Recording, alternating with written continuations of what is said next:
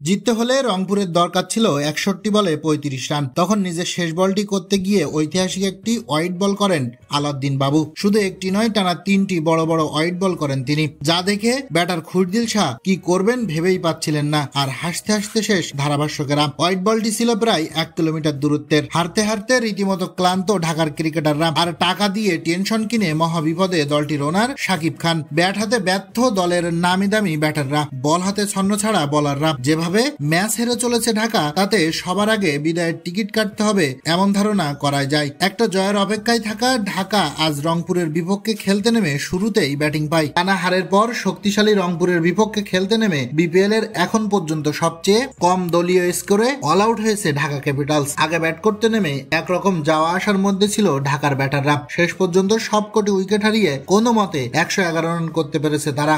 দলের এমন অবস্থা দেখে গ্যালারিতে থাকা শাকিব খান যেন নিজেই মাঠে নেমে যেতে চাইলেন। হতাশ, চরম হতাশ শাকিব খান। সেই জবাবে ব্যাট করতে নেমে অ্যালেক্স হেলসের ব্যাটিং তাণ্ডবে জয়ের খুব কাছাকাছি চলে যায় রংপুর। হেলস ৪৪ রানে আউট হলেও খুরদিল শাহ আর ইফতেখার মিলে টানা ৫ম জয় নিয়ে মাঠ ছাড়ে রংপুর। ভয়ঙ্কর এই রংপুরকে যেন থামাবার কেউ নেই। অন্যদিকে ঢাকঢোল পিটিয়ে খেলতে নামা ঢাকা ক্যাপিটালসের হাল ধরার যেন কেউই নেই। প্রথমবার দল কিনে এখন পর্যন্ত হতাশা জুটেছে শাকিব খানের কপালে। আর মাথা মোটা প্লেয়ার নিয়ে কি আর টুর্নামেন্ট জেতা যায়? দর্শক, কিভাবে জিততে পারবে ঢাকা ক্যাপিটালস, এ নিয়ে আপনার মতামত জানিয়ে দিন কমেন্ট বক্সে।